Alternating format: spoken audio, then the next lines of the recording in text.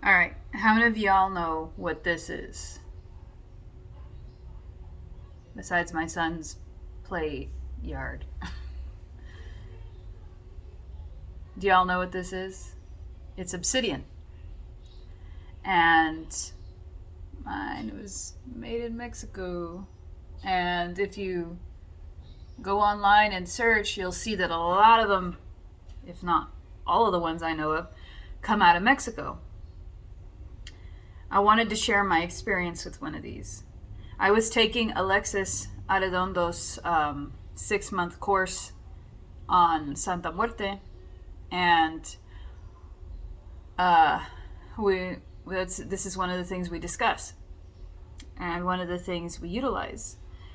And so I was, using it, and what I did was I set it up like this, facing me, on a chair, I believe. So I was kneeling beneath the chair, and this was on where the seat of the chair is.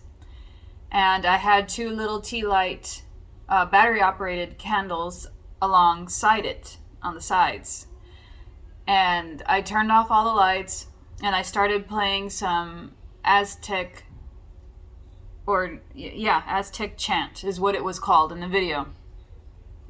And it was only like 2 minutes worth of music, but I would keep replaying it. So I've mirror gazed before in the past, and what I have seen in the past is my face morphing.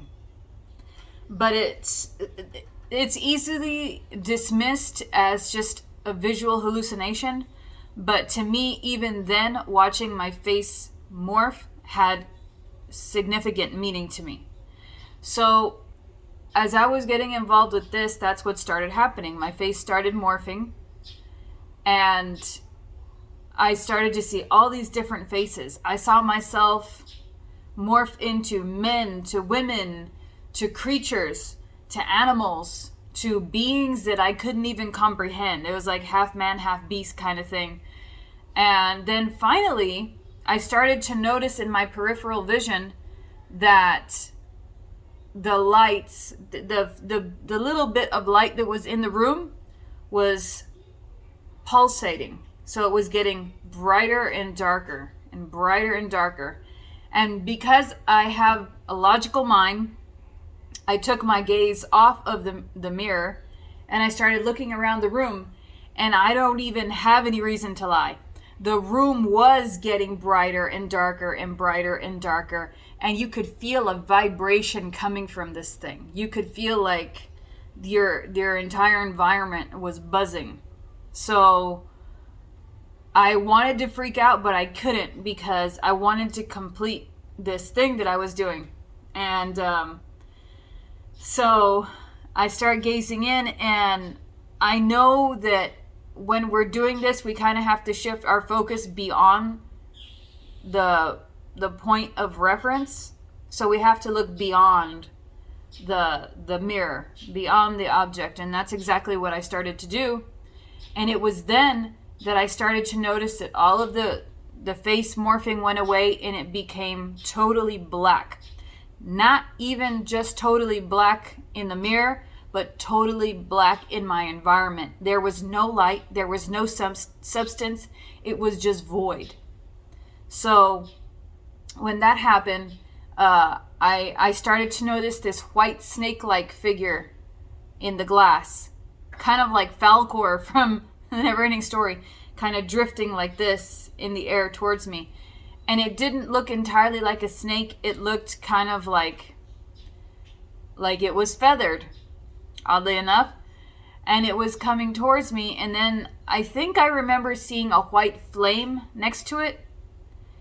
And that's what I remember about the obsidian scrying, obsidian gazing. And it was intense. And I posted online somewhere, I forgot where, how the room was getting darker and brighter, and there was a couple of people that confirmed that also happened to them too. So obsidian itself is a very, very, very, very, very powerful substance, and it's not a toy. to be played with. Some people use it as protection, but more times than most people use it for scrying. And it can come in various shapes and sizes, from little, small, tiny spheres to big triangles to big discs to obsidian knives, obsidian arrowheads, replicas of old obsidian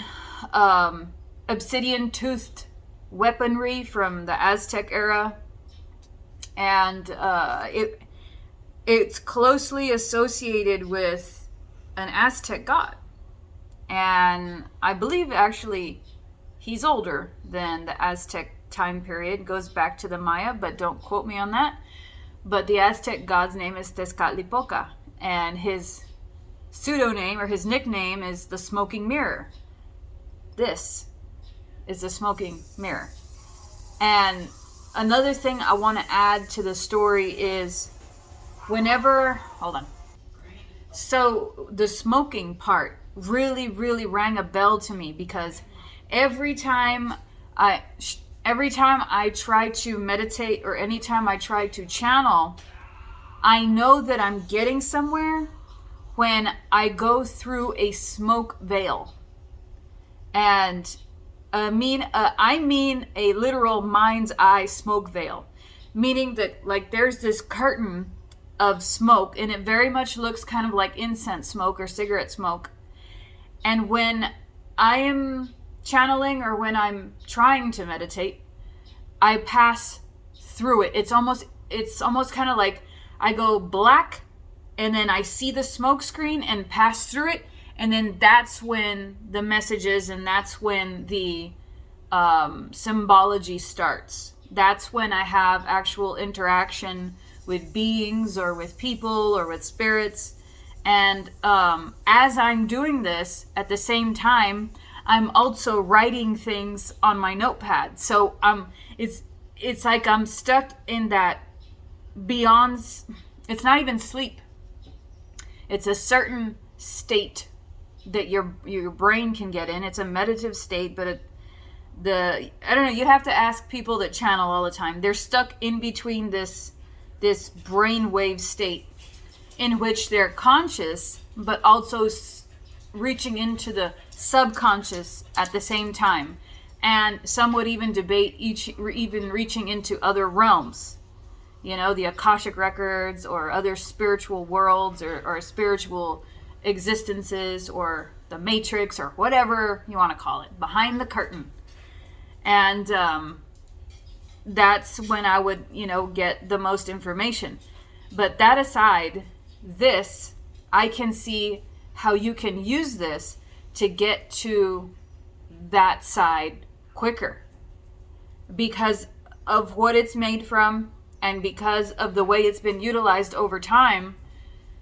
It's already almost like if it's been programmed to do this. So as a substitute for this, a very substitute for this, you can use a black mirror.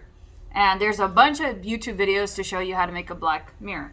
But this substance itself actually emits certain vibrations that seem to help you to scry, or to communicate with the other side, or to search the depths of your subconscious. So highly recommend. And they are not cheap. When they're this big, they're not cheap. They're like upwards of $50. So highly recommend if you want to try that. But you really have to be ready. You have to be ready to know that you might see things you don't like, and you might have a very elevated and deeply spiritual circumstance happen to you. I don't know how to word it, but you have a real awakening using this thing. I would not wear this. People will wear obsidian necklaces, and stuff like that. I would not. I am too sensitive to it. I have some on my altar, but I would definitely not wear this around my neck or on my finger all the time. It is way too strong for me. This is underworldly vibration right here. Looking inside the depths subterranean and sub-level spiritual realms type of vibration with this thing. So I just wanted to share my experience with the Obsidian, and if you all have any experiences with Obsidian, which might be completely different, you might not even feel the same thing that I feel with Obsidian. Share your experiences in the comments, and I'd be happy and intrigued to read them. So that's about it for now, and I'll talk to you guys later.